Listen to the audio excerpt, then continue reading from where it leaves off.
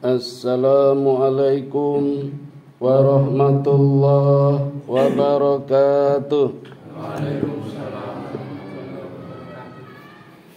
Alhamdulillahilladzi hadana lihada wa ma kunna linahtadiya laula an hadanallah.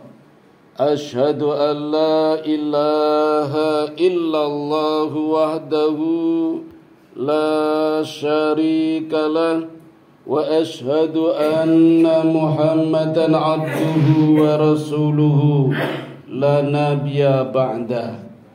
Jamaah Masjid Abdurrahman yang dirahmati Allah, pada malam kesempatan ini mohon izin saya akan menyampaikan tentang kisah Ashabul Tuba.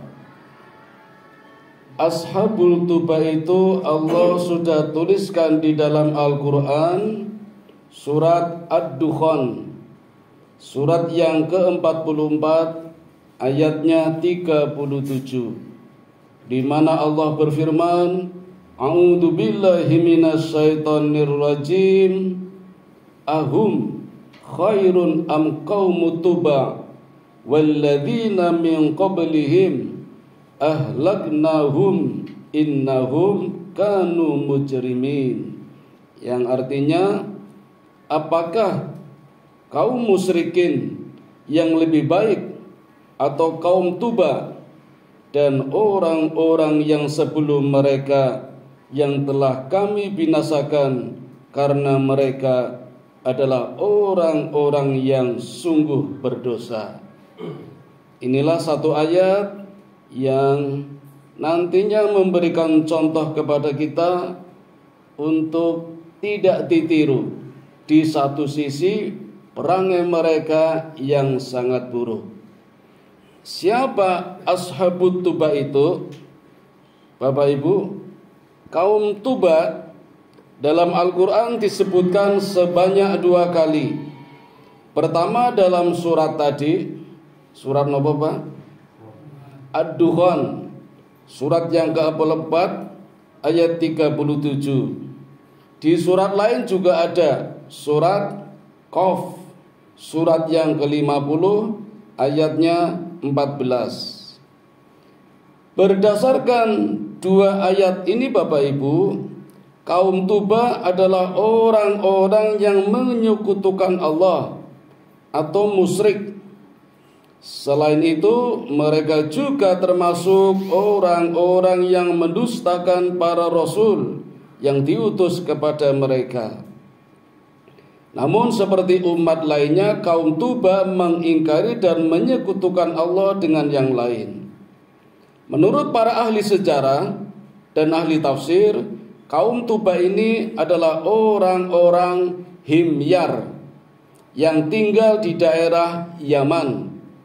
Dan Tuba sendiri merupakan gelar untuk raja-raja mereka. Dr.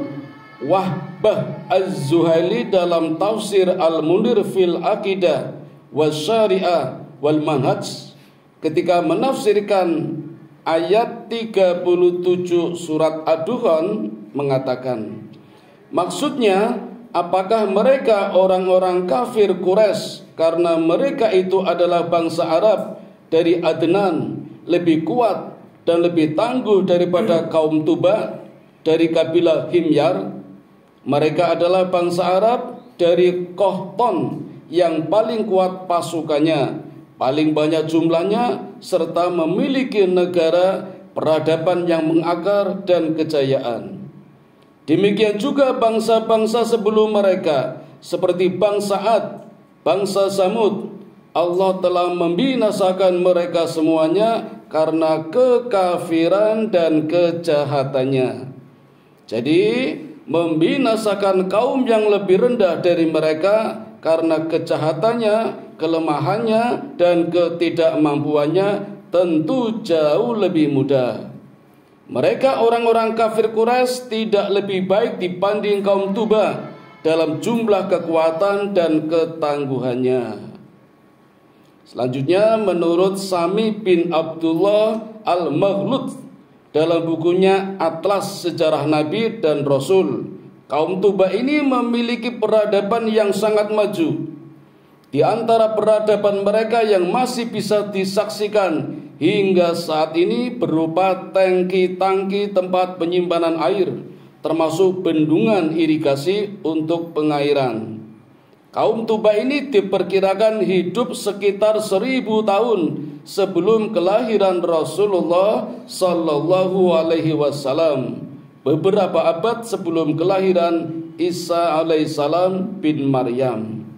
Sementara itu, menurut Syauqi Abu Khalil dalam bukunya Atlas Al-Quran, Tuba adalah gelar yang diberikan kepada raja-raja di negeri Al-Himyar di Yaman. Dari sana mereka dikenal dengan sebutan kaum Tuba. Orang Tuba yang paling terkemuka adalah Hasan bin As'ad bin Abi Karib, yang disebut-sebut sebagai orang yang hidup pada abad ke-10 sebelum Masehi. Syauqi menambahkan, Hasan ini dia telah mengembangkan wilayah kekuasaannya ke berbagai arah. Dia berhasil memperluas kekuasaan sampai ke Syam atau Syria dan Urkistan. Selain itu, dia juga berhasil memasuki Samarkand. Dalam perkembangannya, Tuba kemudian menjadikan kota Ma'rib yang terkenal dengan bendungannya dan kota Zufar atau Dhofar sebagai ibu kota. Sedangkan Himyar menurut Syauqi dalam Atlas Hadis adalah keluarga dari Dzulkala, yaitu kabilah keturunan Himyar bin Al-Ghad bin Sa'ad bin Auf bin Himyar bin Sabah bin Yashab. Himyar bin Sabah bin Yashab adalah Himyar yang agung, dan Himyar bin Al-Ghad adalah Himyar kecil. Pemukiman mereka terletak di Yaman, di suatu tempat yang disebut Himyar, sebelah barat kota Sana'a. Dhofar adalah kota di negara Yaman dekat Sana'a. Di kota inilah banyak bertempat tinggal raja-raja Himyar. Namun Dhofar yang terkenal berada di pantai Laut Arab, bagian dari daerah Sibuk Asyhir dekat Suhar. Saat ini ia merupakan salah satu wilayah negara Oman. Luasnya mencapai 40.000 km persegi. Pusat kotanya Salalah atau 970 km dari Muscat. Di sana terdapat jutaan tumbuhan kemenyan atau stirak benzoin. Nah, demikian gambaran geografis kampung, wilayah atau bangsa Tuba. Jadi ketika itu Bapak Ibu, wilayah Arab terbagi menjadi dua belahan besar, Arab Selatan dan Arab Utara. Arab Selatan lebih makmur daripada Arab Utara karena menjadi pusat perdagangan baik lewat jalur darat maupun jalur laut. Udara belum ada. Apalagi memiliki bendungan terbesar Bapak Ibu, namanya Zadul Ma'rif. Dalam satu riwayat luasnya 620 meter, tingginya 16 meter, lebarnya 60 meter. Kalau saya pikir-pikir sepertinya masih kecil Bapak Ibu. Masih luas bendungan Waduk Sermo, Gajah Mungkur. Panjenengan untuk mengelilingi Gajah Mungkur butuh waktu setengah jam kalau naik motor, apalagi jalan kaki. Tapi kalau kita lihat riwayat lain, bendungan Zadul Ma'rif itu lebarnya, luasnya, panjangnya sekitar 60 km atau dari Jogja sampai Muntilan atau sampai Solo. Kalau bendungan ini masih ada Bapak Ibu, mungkin akan masuk dalam keajaiban dunia. Kenapa tidak? Karena tidak semuanya dibuat dengan batu dan semen. Ada bagian-bagian yang terbuat dari kayu. Ini luar biasanya.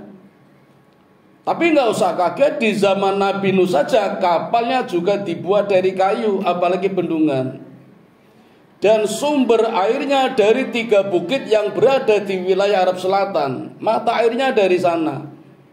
Di sebelah kanan kirinya Allah gambarkan di dalam Al-Quran penuh dengan tumbuh-tumbuhan beraneka ragam. Mangunan kalah Bapak Ibu.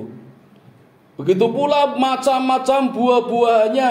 Negara manapun tidak mampu menandinginya. Itulah gambaran wilayah Ashabul Tuba. Tapi kenapa Allah menghancurkannya? Sedikitnya ada 3 penyebab Bapak Ibu. Penyebab pertama adalah ingkar kepada Allah. Kufur, tidak mensyukuri nikmat Allah. Mulai tidak menyembah Allah, tapi menyembah selain Allah. Dengan kata lain, berbuat musyrik. Yang kedua, mendustakan para rasul. Rasul-rasul yang telah memberikan contoh terbaik, menceritakan musibah-musibah yang ditimpakan kepada bangsa terdahulu, tidak dihiraukannya. Itu namanya mendustakan rasul. Dan yang ketiga, saking kayanya Bapak Ibu, mereka mulai senang perang saudara. Dan karena perang saudara tidak disadarinya, akibat perangnya sempat merusak bagian-bagian bendungan. Nah, disinilah Allah mulai mengirimkan musibah secara pelan-pelan, Pak, tidak langsung mendadak. Bagaimana cara Allah menurunkan musibahnya? Pertama, lewat mimpi yang diberikan kepada putri raja. Di malam hari putri raja ini bermimpi bendungannya didatangi 2 ekor tikus. Sang putri takut sekali kalau terjadi kebanjiran. Maka terbangun dari mimpinya, kemudian menengok bendungannya. Dan ternyata betul, di bendungan itu Allah sudah mengirim seekor tikus sebesar kucing. Bapak Ibu, kalau luas bendungannya sejauh Jogja Muntilan, misalnya di sini digerigiti tikus, yang orang Muntilan tahu mboten? Enggak tahu. Kalau di bagian Muntilan sana ada tikus, dari sini ngerti mboten? Enggak tahu. Maka ketika orang itu enggak perhatian, bahkan cuek, alah tikus kecil ngopo, orang mungkin. Padahal tiap hari, tiap saat gerigiti itu. Maka lama-lama bendungannya mulai bocor. Tadinya netes-netes, mulai kemericik, terus ngucur, dan berlakulah hukum Archimedes. Semakin besar lubangnya, semakin besar tekanannya. Maka pada saatnya bendungan ini pecah Bapak Ibu. Dan pecahnya ini membanjiri wilayah Ashabul Tuba. Yang tadinya makmur, kaya raya, subur, tanamannya banyak, bunga-bunganya indah, pohonnya lebat, buahnya banyak, hancur semuanya. Dan dalam waktu 3 hari menjadi daerah yang sangat kering. Tumbuh-tumbuhan tadi, buah-buahan tadi sekarang ganti dengan tanaman yang namanya asel dan sider. Hanya belukar-belukar, banyak durinya. Dalam riwayat lain ada pohon namanya pohon bidara, buahnya pahit, gak ada gunanya semua.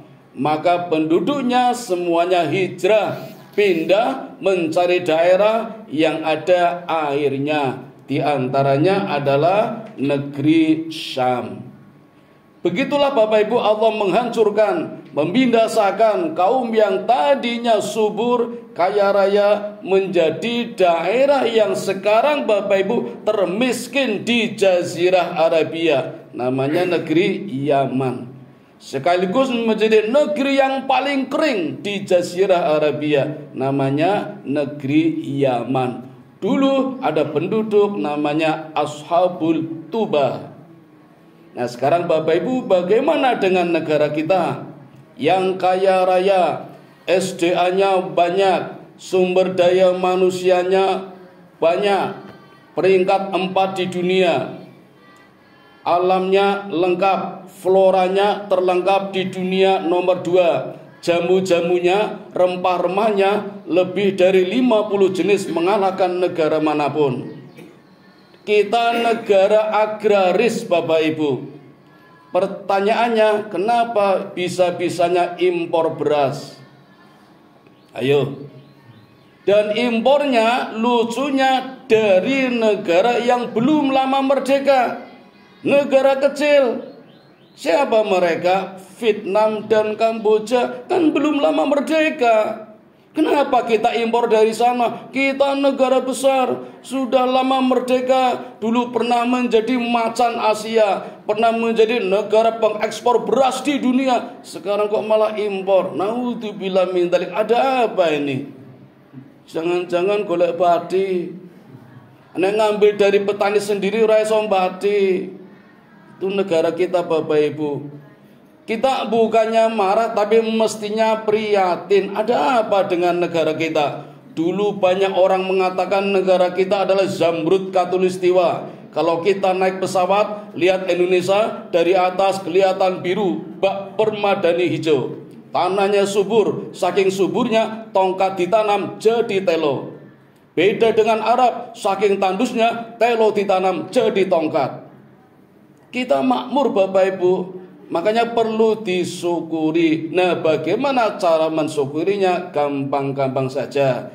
Intinya, garis besarnya satu, tawakal kepada Allah, tidak berbuat syirik. Yang kedua, tidak mendustakan Rasul. Sekarang Rasul sudah tiada. Lalu bagaimana cara beribadahnya? Yang mengikuti Rasul, tidak mengada-adakan sendiri.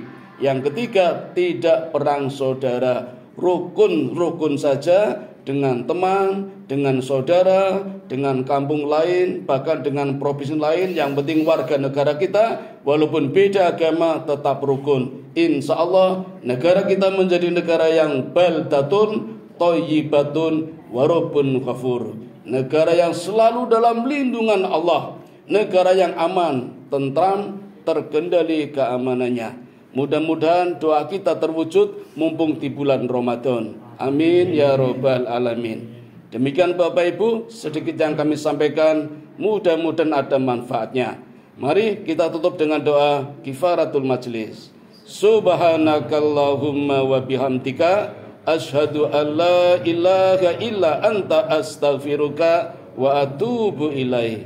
Assalamualaikum warahmatullahi wabarakatuh. Waalaikumsalam.